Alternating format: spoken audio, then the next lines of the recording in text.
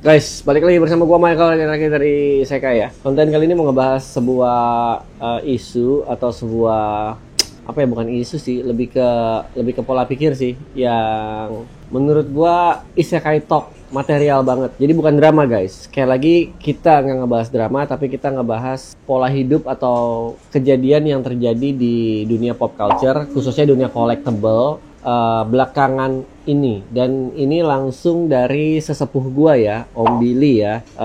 Buat yang belum tahu siapa dia, langsung aja serbu Facebooknya atau akun sosial media lainnya.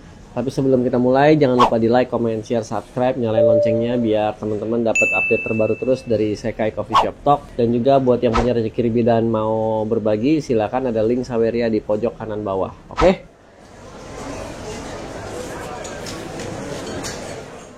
Jadi gini, Om Billy ini kan salah satu pentolan dunia pop culture atau collectible Indonesia ya. Gue kenal dia udah lama banget ya. Dan dia termasuk aktif lah dengan kegiatan-kegiatannya dan juga dengan celotehan-celotehan di Facebooknya. Nah, celotehan terbaru dia itu adalah gini guys. Deflasi di dunia hobi adalah nyata.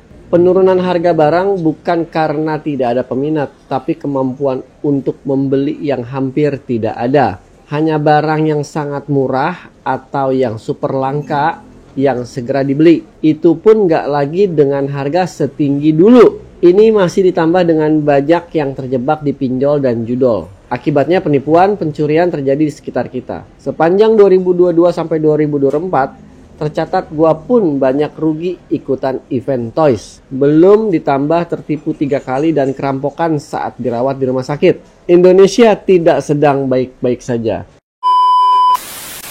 Nah, gua setuju ya dengan obrolan ini ya. Yang gua rasakan nggak usah jauh-jauh deh. Kayak Shin-Getter CCS ya.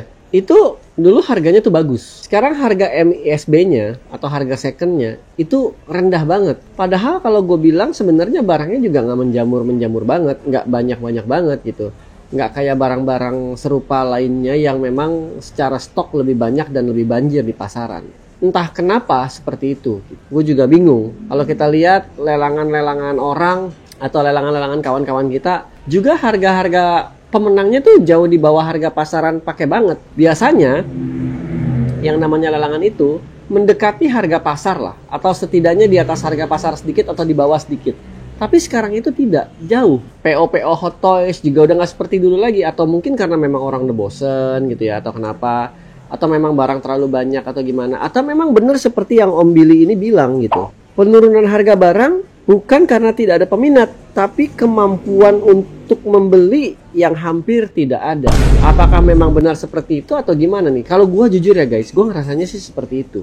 Atau mungkin karena barang-barang license sekarang itu dihajar-hajar oleh merek-merek baru dan dijual dengan harga yang lebih murah. Mungkin nggak sih seperti itu? Jadi orang pada beralih, daripada gue ngurusin SHF atau Figma, gue mendingan ngurusin ini deh, si merek ini mirip tapi lebih murah. Sehingga secara tidak langsung harga SHF, harga Figma mengalami pukulan drastis. Daripada gue main cogokin, daripada gue main robot ini, daripada gue main merek ini, koleksi ini, mendingan gue nyari merek serupanya deh. Daripada gue beli Lego, mendingan gue beli Lepin deh. Daripada gue beli Mokit Bandai, mendingan gue beli Mokit Cina deh. Merek A, B, atau C.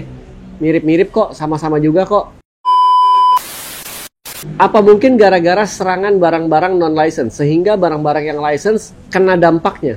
Mungkin itu salah satu hal juga ya, mungkin ya. Nah, kalau kita bahas ke masalah pinjol atau judol, itu menurut gua agak sedikit beda ya. Kenapa? Karena pinjol dan judol itu balik lagi adalah ke diri orang masing-masing ya. Buat yang punya tanggung jawab lebih atau buat yang pegangan hidupnya kuat mungkin nggak akan tergiur gitu ya. Tapi buat mereka yang memang mencari jalan singkat mungkin tergiur gitu.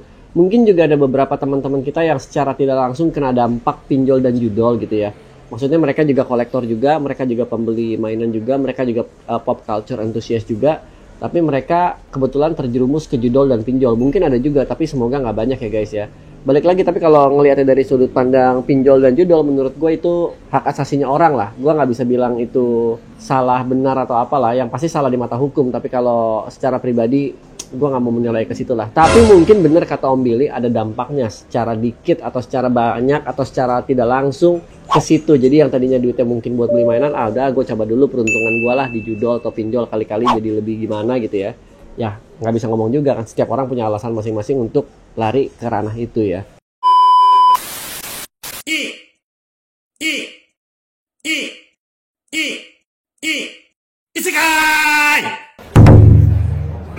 Tapi kalau ngelihat harga mainan zaman sekarang sudah tidak seperti dulu, gua rasanya kok gua setuju ya. Karena barang-barang yang menurut gua harusnya sekarang udah berapa, tetap aja stagnan atau bahkan malah turun.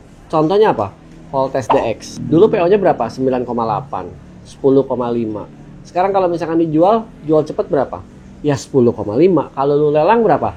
9,5 gitu. Padahal harusnya asumsinya Voltes DX itu sekarang itu harusnya sudah di harga 17,5, 18 juta. Harusnya, itu prediksi gua.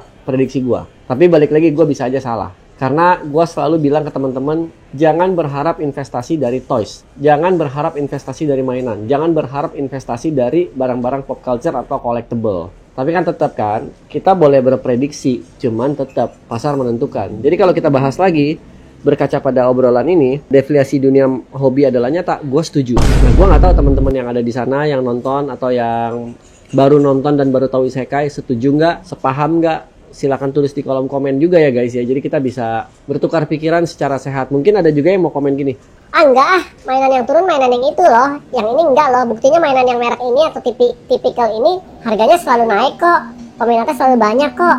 Silakan aja tulis di kolom komen. Jadi kita bisa berdebat secara sehat, kita bisa tukar pikiran juga secara baik, secara sehat, dan secara bertanggung jawab tentunya ya guys ya.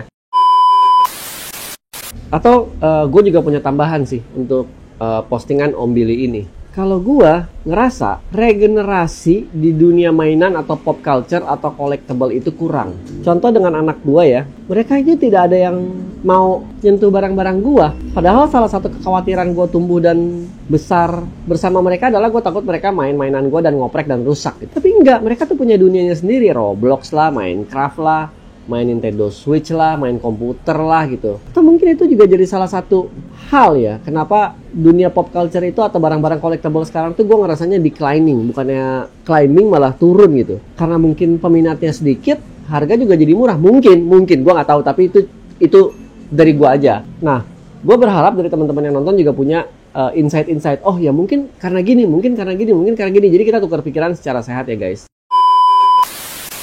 Dan again, gue nggak bisa ngomong terlalu banyak di sini. Di sini gue cuman di konten kali ini gue cuman ngebahas apa yang Om Billy ngomong, sekalian ngajak kalian semua teman-teman isekai tukar pikiran.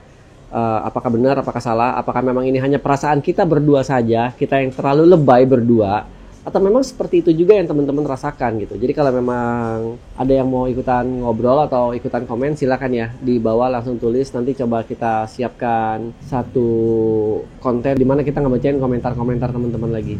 Jadi gitu aja dulu gua di konten kali ini izin sama Om Billy untuk naikin screen capture-nya, sekalian juga pamit ke teman-teman. Sampai ketemu di episode-episode berikutnya. My Culture aja terakhir di konten Isekai Coffee Shop Talk episode hari Jumat. Segini aja dulu. Jangan lupa like, comment, share, subscribe, nyalain loncengnya. Terus thank you sawerianya buat yang mau nyawer lagi, atau ya buat yang belum nyawer dan mau nyawer di pojok kanan bawah. Oke? Peace out. Thank you guys.